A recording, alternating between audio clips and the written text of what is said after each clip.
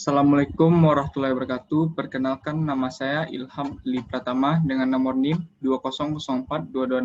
Saya akan menjelaskan materi itu tentang sistem hukum Anglo-Saxon, Eropa kontinental, Islam, komunis, campuran dan sistem hukum yang dianut Indonesia. Pertama, sistem hukum Anglo-Saxon. Sistem hukum Anglo-Saxon adalah suatu sistem hukum yang didasarkan pada jurisprudensi, yaitu keputusan-keputusan hakim terdahulu yang kemudian menjadi dasar putusan hakim-hakim selanjutnya. Sistem hukum ini diterapkan di Irlandia, Inggris, Australia, Selandia Baru, Afrika Selatan, Kanada, dan kurung kecuali Provinsi Quebec dan Amerika Serikat. Dan kurung walaupun sebagai negara bagian Louisiana mempergunakan sistem hukum ini bersama dengan sistem hukum Eropa kontinental Napoleon. Selain negara-negara tersebut, beberapa negara lain juga menerapkan sistem hukum Anglo-Saxon campuran. Misalnya Pakistan, India, dan Nigeria, yang menerapkan sebagian sistem hukum Anglo-Saxon namun juga memperlakukan hukum adat dan hukum agama. Kedua, sistem hukum Eropa kontinental. Sistem hukum ini berkembang di negara-negara Eropa daratan yang sering juga disebut sebagai civil law.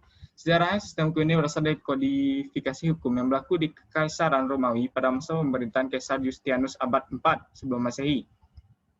Peraturan hukumnya merupakan kumpulan kodifikasi atau corpus juris civilis dari berbagai kaidah hukum yang ada sebelum Justinianus. Dalam perkembangannya, ketentuan corpus juris civilis ini dijadikan dasar perumusan dan kodifikasi di negara-negara seperti Jerman, Belanda, Italia, Prancis, dan Asia termasuk Indonesia pada masa penjajahan Belanda. Prinsip utama yang menjadi dasar sistem hukum ini adalah hukum memperoleh kekuatan mengikat, karena diwujudkan di dalam peraturan-peraturan yang berbentuk undang-undang tersusun secara sistematik di dalam kodifikasi atau komplikasi tertentu. Adanya prinsip ini didasarkan pemikiran bahwa nilai dari tujuan hukum yaitu kepastian hukum. Untuk itu, kepastian hukum hanya dapat diwujudkan apabila tindakan-tindakan hukum manusia dalam pergaulan hidup diatur dengan peraturan-peraturan hukum yang tertulis. Dengan konsep tersebut, maka konsekuensinya adalah hakim tidak dapat leluasa menciptakan hukum yang mempunyai kekuatan mengikat umum.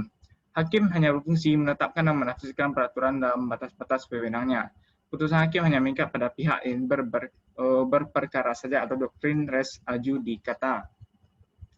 Selanjutnya, sistem hukum Islam. Hukum Islam adalah suatu sistem hukum yang berdasarkan ketentuan yang telah ditetapkan oleh Allah Subhanahu wa taala, kitab Al-Qur'an dan Rasul. Hadis kemudian disebut dengan syariat atau hasil pemahaman ulama terhadap ketentuan di atas atau kitab fikih. Kemudian disebut dengan ijtihad yang menata hubungan manusia dengan Allah Subhanahu wa taala, manusia dengan manusia, manusia dengan makhluk hidup, dan manusia dengan benda.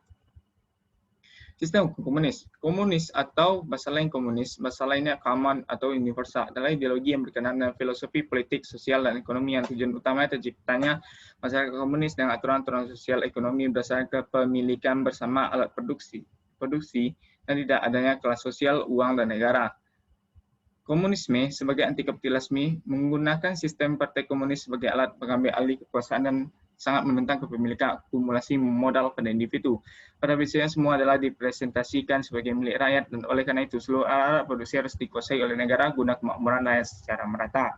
Komunisme memperkenalkan penggunaan sistem demokrasi keterwakilan yang dilakukan oleh elit-elit partai komunis. Oleh karena itu sangat membatasi langsung demokrasi pada rakyat yang bukan merupakan anggota partai komunis. Karenanya dalam paham komunisme tidak dikenal hak perorangan sebagaimana terdapat dalam paham liberalisme. Selanjutnya, sistem hukum campuran. Hukum campuran merujuk pada kombinasi berbagai elemen hukum legal yang telah dipaparkan di atas. Hukum campuran juga dikenal dengan sebutan hukum pluralistik yang menggabungkan beberapa sistem legal seperti hukum sipil, hukum adat, dan hukum agama. Hukum campuran ditemukan di negara berkesenjangan yang selepas kemerdekaan masih mempertahankan beberapa elemen hukum kolonial dan menyesuaikannya dengan konteks masyarakat saat itu. Beberapa sistem hukum campuran dapat ditemukan di negara bagian Louisiana yang menggabungkan antara hukum sipil dan common law.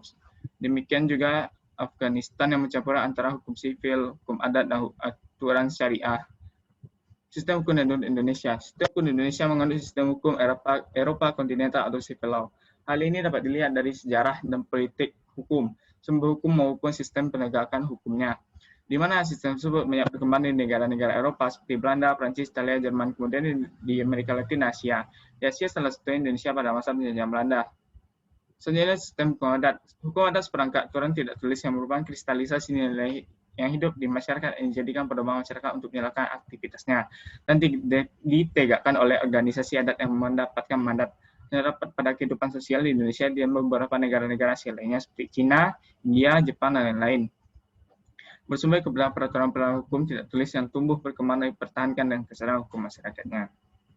Baik, mungkin sekian hasil presentasi dapat saya presentasikan. Mohon maaf apabila ada kesalahan. Assalamualaikum warahmatullahi wabarakatuh.